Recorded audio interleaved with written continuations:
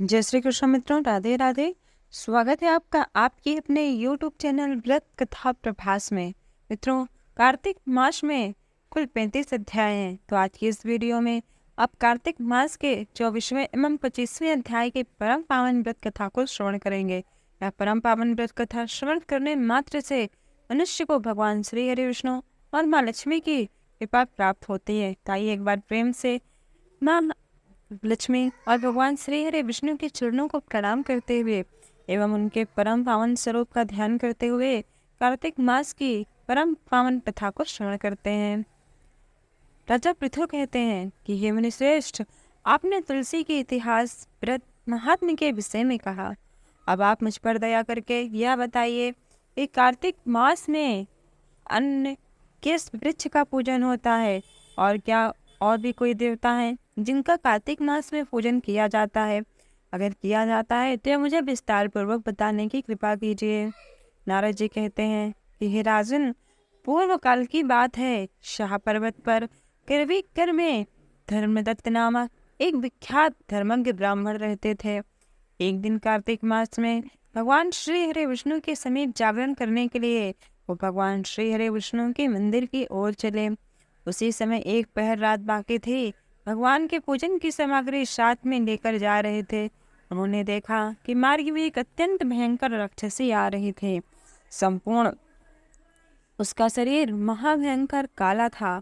उसका शरीर निर्वस्त्र और मांस रहित था। उसके बड़े बड़े दांत, लपकती हुई जीभ और लाल नेत्र देखकर वह ब्राह्मण भय से थर्रा उठे। उनका सारा शरीर कांपने लगा। उन्होंने साहस करके पूजा की सामग्री तथा जल से ही उस राक्षसी के ऊपर प्रहार किया। उन्होंने हरि नाम का स्मरण करके तुलसी दल मिश्रित जल से उसको मारा था। इसलिए उसी समय उस राक्षसी का सारा पाप नष्ट हो गया और अब तो उसे अपने पूर्व जन्म के कर्मों का परिणाम याद हुआ और उसे ये भी याद आ गया कि कैसे उसकी यह दुर्दशा हुई है। अतः उसने ब्राह्मण को दंडवत प्रणाम करके इस प्रकार कहा। उसने कहा, हे ब्राह्मण, मैं पूर्व जन्मों के कर्मों के फल से इस दिशा को पहुंच गई हूँ। अब आप मुझे किसी प्रकार भी उत्तम गति को प्राप्त कराइए। अच्छा, आप मुझे ये बताइए कि मैं अपने इस दुर्गति को कैसे समाप्त कर सकती हूँ। धर्मदत्त ने उसे इस प्रकार प्रणाम करते देखकर बहुत ही आश्चर्यचकित हुए और उन्होंने उससे पूछा कि हे कल्याणी, तुम किस कर्म के फल से इस दुर्दशा को पहुंची हो? तुम कहाँ की रहने वाली हो और तुम्हारा नाम क्या है और तुम्हारा आचार और व्यवहार कैसा है? ये सभी बातें मुझे बताओ। उस राक्षसी ने कहा कि ये ब्राह्मण देव, मेरा नाम कलहा है। और कलहा कहती है, हे ब्राह्मण, पूर्व जन्म की बात है। मैं सौराष्ट्र देश में विच्छू नामक ब्राह्मण की पत्नी थी। मेरा नाम कलहा था। मैं बड़े ही क्रूर स्वभाव की स्त्री थी। मैंने अपने वचन से कभी भी अपने पति का भला नहीं किया। मैंने कभी उन्हें मीठा भोजन नहीं परोसा। मैं सदा अपने स्वामी को ही धोखा देती रही। मुझे कला बहुत प्रिय था, इसलिए मेरे पति का मन मुझसे सदा उद्विग्न रहा करता था। अंतर्गतवा उन्होंने दूसरी स्त्री से विवाह करने का निश्चय कर लिया। जब मुझे इस बात का पता चला कि मेरा पति दूसरा विवाह कर रहा है, तब मैंने क्रोध में विष खाकर अपने प्राण त्याग दिए। अंत यम के दूत आए और मुझे मार मार कर यमलोक ले गए। वहाँ यमराज ने मुझे देखकर चित्रगुप्त से कहा कि ये चित्रगुप्त, देखो तो क्या इसने कभी अपने जीवन में कोई अच्छा कर्म किया है? जैसा ऐसा कर्म है उसके अनुसार ही इसे शुभ अथवा अशुभ फल प्राप्त करा दो। चित्रगुप्त कहते हैं कि इसका किया हुआ कोई भी शुभ कर्म नहीं है। यह स्वयं मिठाइयाँ उड़ाती थी और अपने स्वामी को उसमें से कुछ नहीं देती थी। इसने सदा अपने स्वामी से द्वेष किया है, इसलिए यह चमगादड़ी होकर रहे तथा सदा कला में इसकी प्रवृत्ति रही है। इसलिए यह विष्ठा भोजी सोकरे की योनि में रहे। जिस बर्तन में भोजन बनाया जाता है उसी में सदा यह अकेले खाया करती थी। अतः उसके दोष से यह अपने ही संतान का भक्षण करने वाली बिल्ली हो। इसने अपने पति को निमित्त बनाकर आत्मघात किया। इसलिए यह अत्यंत निंदनीय स्त्री प्रेत के शरीर में कुछ काल तक अकेली ही रहे। इसे यमदूतों द्वारा निर्जल प्रदेश में भेज देना चाहिए। वहाँ दीर्घ काल तक यह प्रेत के शरीर में निवास करे। उसके बाद यह पापनी शेष 3 योनियों का भी उपभोग करेगी। कलह ने कहा, विप्रवर, मैं वही पापनी कलह हूँ। इस प्रेत शरीर में आए मुझे 500 वर्ष बीत चुके हैं। मैं सदैव भूख प्यास से पीड़ित रहा करती हूँ। एक बनिए के शरीर में प्रवेश करके मैं इस दक्षिण देश में कृष्णा और वेणी के संगम तक आई हूँ। जो ही संगम तट पर पहुँचे ते ही भगवान श्री हरि विष्णु और भगवान श्री के पार्षदों ने मुझे बलपूर्वक बनिए के शरीर से दूर भगा दिया।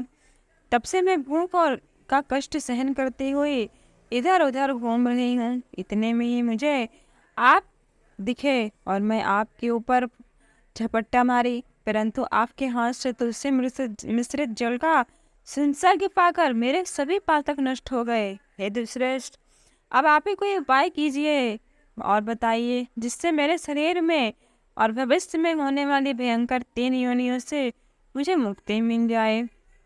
कलह के यह वचन सुनकर धर्मदत्त उसके पिछले कर्मों और वर्तमान अवस्था को देखकर अत्यंत दुखी हुए और उन्होंने बहुत देर तक सोच विचार किया और उन्होंने कहा कि हे देवी, तुम्हारी यह दुर्दशा तुम्हारे बुरे कर्मों के कारण हुई है। अतः तुम यदि भगवान श्री हरि विष्णु के नाम का स्मरण करो, उनका ध्यान करो, तो अवश्य ही तुम्हारे सभी पाप नष्ट हो जाएंगे। यह सुनकर कलह कहती है कि हे ब्राह्मण देव, मेरा यह शरीर ऐसा है कि मैं इसमें कोई भी सत्कर्म नहीं कर सकती, कोई भी पुण्य कर्म नहीं कर सकती, क्योंकि सत्कर्म करने का अधिकार सिर्फ मनुष्य योनि को है और मैं तो एक प्रेत हूँ। अतः आप कोई अन्य दूसरा उपाय बताइए जिससे मैं अपने इस योनि से मुक्ति पा सकूं। तीर्थ में दान और व्रत आदि सत्कर्म करने से मनुष्य के पाप नष्ट हो जाते हैं, परंतु मैं क्या करूं, क्योंकि मैं तो प्रेत हूँ, तो मैं ये सब करने की अधिकारिणी नहीं हूँ और अब मैं क्या करूं। यह सुनकर ब्राह्मण कहते हैं कि ये राक्षसी, एक काम कर, मैंने आज तक अपने जीवन में जो तीर्थों में दान किया, व्रत किया और जो मैंने सत्कर्म किया, उसका पुण्य का आधा भाग मैं तुझे प्रदान करता हूँ। इस मेरे पुण्य के आधे भाग से भगवान श्री हरि विष्णु तुझे सद्गति दें। इस प्रकार कहकर धर्मदत्त ने 12 अक्षर मंत्र पढ़कर और तुलसी मिश्रित जल का अभिषेक करके उस प्रेत पर छिड़क दिया। जैसे ही ब्राह्मण ने वह जल उस राक्षसी पर छिड़का, वैसे ही एक दिव्य अग्नि प्रज्वलित हुई और उस दिव्य अग्नि प्रज्वलित होने पर वह दिव्य रूप धारणी हो गई। संदर्भ में वह तो माँ लक्ष्मी की समानता करने लगी। तदनंतर उसने भूमि पर दंड की भांति गिरकर ब्राह्मण देवता को प्रणाम किया और हर्षित होकर गदगद वाणी में बोली, हे दुष्श्रेष्ठ, आज आपके प्रसाद से मैं इस नरक से छुटकारा पा गई। मैं तो पाप के समुद्र में डूब रही थी और आप मेरे लिए आज नौका के समान हो गए। वह इस प्रकार ब्राह्मण से कह रही थी कि आकाश से एक दिव्य विमान उतरता हुआ दिखाई दिया। वह अत्यंत प्रकाशमान एवं विश्व रूपधारी पार्षदों से युक्त था। विमान के द्वार पर खड़े हुए पुण्यशील और सुशील ने उस देवी को उठाकर श्रेष्ठ विमान पर बैठाया और विष्णु।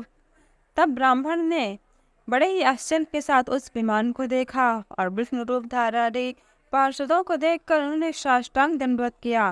पुण्यशील और सुशील को प्रणाम करने वाले ब्राह्मण को जब पुण्यशील और सुशील ने देखा तो ब्राह्मण को उठाया और उनकी सराहना करते हुए कहा कि हे दुष्श्रेष्ठ, तुम जो साधुवाद है, क्योंकि तुम सदैव भगवान विष्णु के भजन में तत्पर रहते हो, दीनों पर दया करते हो, सर्वज्ञ हो तथा भगवान विष्णु के व्रत का पालन करते हो। तुमने बचपन से लेकर अब तक जो कार्तिक व्रत का अनुष्ठान किया है, उसका पुण्य का आधा भाग देने से तुम्हें दोना पुण्य प्राप्त हुआ है और तुम्हारे सैकड़ों जन्म के पाप नष्ट हो गए हैं। अब यह वैकुंठ धाम में ले जाई जा रही है। तुम भी इस जन्म के अंत में अपने दोनों स्त्रियों के साथ भगवान विष्णु के वैकुंठ धाम को जाओगे और मुक्ति को प्राप्त करोगे। धर्मदत्त, जिसने तुम्हारे समान भक्ति पूर्वक भगवान विष्णु की आराधना की है, वो धन्य और कृतकृत्य है। इस संसार में उन्हीं का जन्म सफल है। भले भांति आराधना करने पर भगवान विष्णु देहधारी प्राणियों को क्या नहीं देते हैं। उन्होंने ही तो उत्तानपाद के पुत्र को पूर्व काल में ध्रुव पद पर स्थापित किया था। उनके नामों का स्मरण करने मात्र से समस्त जीव सदगति को प्राप्त होते हैं। पूर्व काल में ग्रहग्रस्त गजराज उन्हीं के नामों का स्मरण करता हुआ मुक्ति को प्राप्त हुआ था। तुमने जन्म से लेकर जो भगवान विष्णु को संतुष्ट करने वाले कार्तिक व्रत का अनुष्ठान किया है, उससे बढ़कर न यज्ञ है, न दान है, न ही तीर्थ है। हे विप्रवर, तुम धन्य हो, क्योंकि तुमने जगत गुरु भगवान श्री हरि विष्णु को प्रसन्न करने वाला कार्तिक का व्रत किया है, जिसके आधे फल के भाग को पाकर यह स्त्री हमारे साथ भगवान के धाम को जा रही है। एक बार प्रेम से बोलिए भगवान श्री हरि विष्णु की जय। मित्रों, यदि यह कथा आपको अच्छी लगी हो तो वीडियो को लाइक शेयर करें और ऐसी कथाओं के लिए हमारे चैनल को सब्सक्राइब कर बेल आइकॉन प्रेस करना ना भूलें।